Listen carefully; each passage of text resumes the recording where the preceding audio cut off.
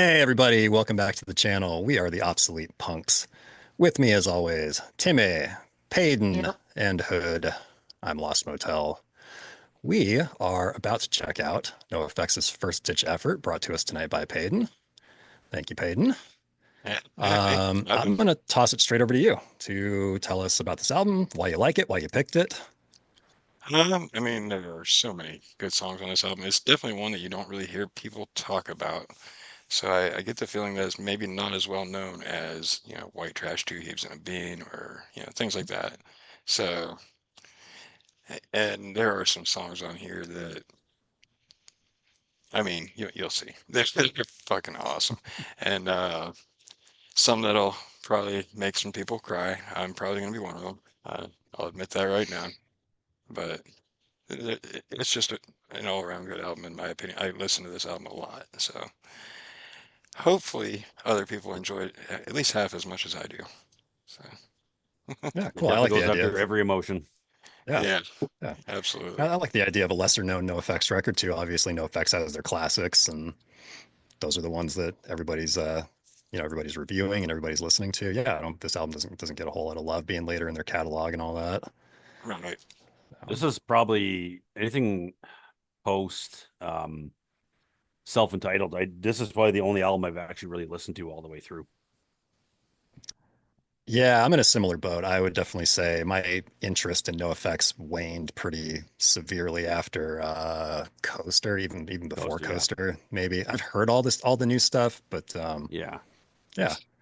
So it's been a little bit Yeah. Yeah, since for I've heard this one. for me it was the Wolves album, Wolves Yeah, and Wolf that's kind of what Clothing. Absolutely. starts it. Yeah. Yeah. Yeah. So I think of NoFX albums in like terms of like diminishing returns. Like I liked half of this one and then I liked like a third of this one, or I liked a quarter of Hmm. this one until eventually I just like didn't really like it anymore. Yeah. Right. Well, I'll be honest, I did go back and I listened to this one the other day just to kind of refresh myself. And it had been a long time since I heard it, but I did enjoy it a lot more than I remembered Hmm. enjoying it. So Same. What year was this again? Does anybody remember? this had to be like 16. It's been in the past. 2016, Okay. 17. Yeah. I thought it'd been in the 16. past 10 years. I think it's something like that. Of course, it doesn't say on the album Yeah. info right Yeah, there. 20, Yeah, it's 2016, 20, it's 2017 2016. sounds good. Okay. Awesome. We'll go with that. Yeah, yeah. All right. Well, anybody else have anything else they'd like to say about this before we just jump into track one? 6 years on dope. I'm ready to No, get into sir. it. All, Get at all her. I'm gonna say All is I right. love the intro of this song. Fire away then. Yeah.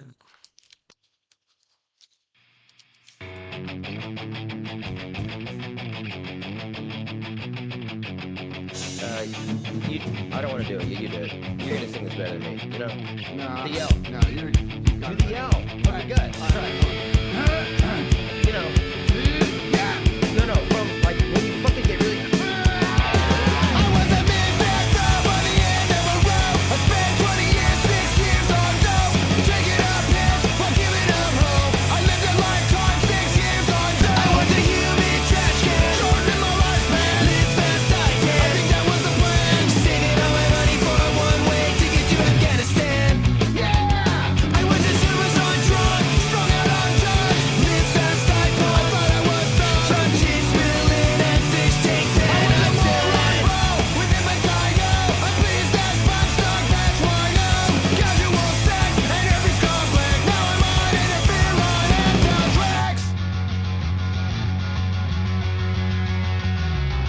These headphones are upside down, Cameron. They plugged in? I want to talk about the last one.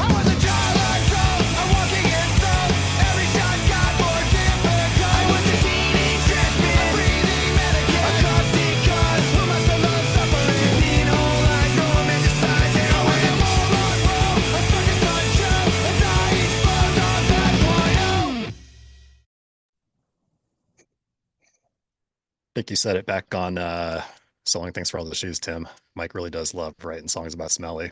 Oh, yes. This is definitely a very good example of that. And interestingly, as he writes these songs, what I find a lot in this album is his kind of hypocrisy at the same time. Mhm. Yep.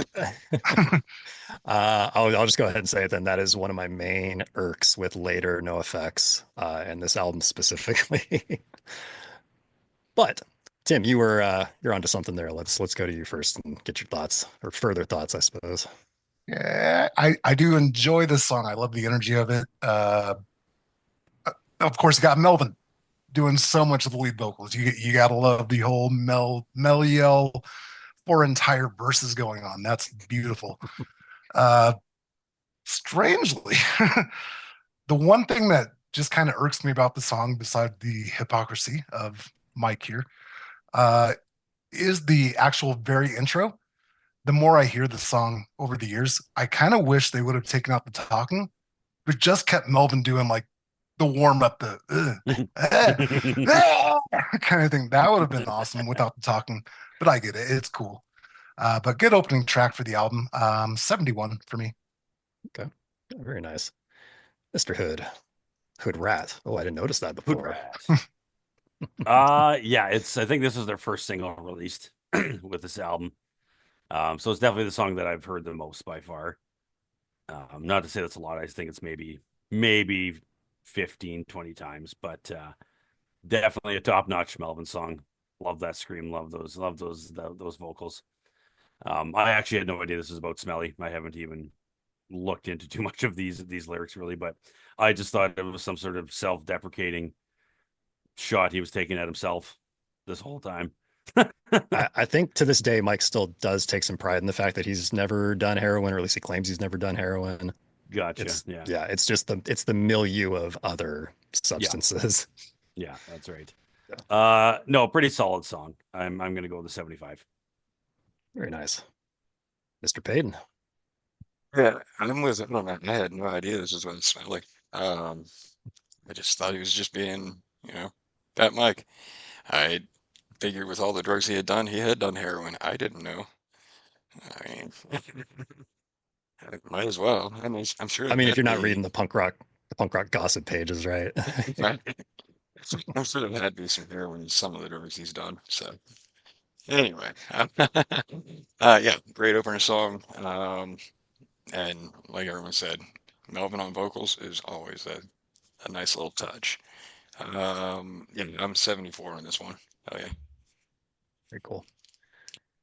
Yeah, I agree. It's a good album opener, and maybe an album opener that I didn't expect to be an album opener, and then ends up working pretty well that way. I like the talking at the beginning, but I kind of have it like I dislike it for a slightly different reason than Tim. It feels scripted. It feels like contrived, and it is funny, but like if it had happened naturally in the studio, it just doesn't feel like it happened naturally. But that's just like a stupid personal thing. Yeah, it's great. There's like the guitar melody on this song's pretty great. I'm just gonna let's go 67 here. You know what's funny? This song actually kind of makes me wish we all know NoFX is now retired, but I think it kind of proves you've seen Melvin do a lot more vocals live over the years. That you just wish NoFX could keep going and just find like somebody to play bass, right? Somebody out there has to be able to cover Fat Mike real well, and just let Melvin go to town on the vocals. Yeah. Didn't we distinguish last week that Roger sounds a lot like Fat Mike when he sings in Rehasher, right? Yes, there we go. Yes. Look at Roger. We've come up with the solution, boys. We got them back together. Call them up. New NoFX. New NoFX. All right. So final score on that one is a 72 between us all. Pretty great. Well, thank you everybody for joining us for the first track here on First Ditch Effort. Looking forward to the rest of it. Hope y'all are looking forward to our stupid ass opinions about it as well. We'll catch you on the next one. Later, y'all. My opinions are not See ya. stupid.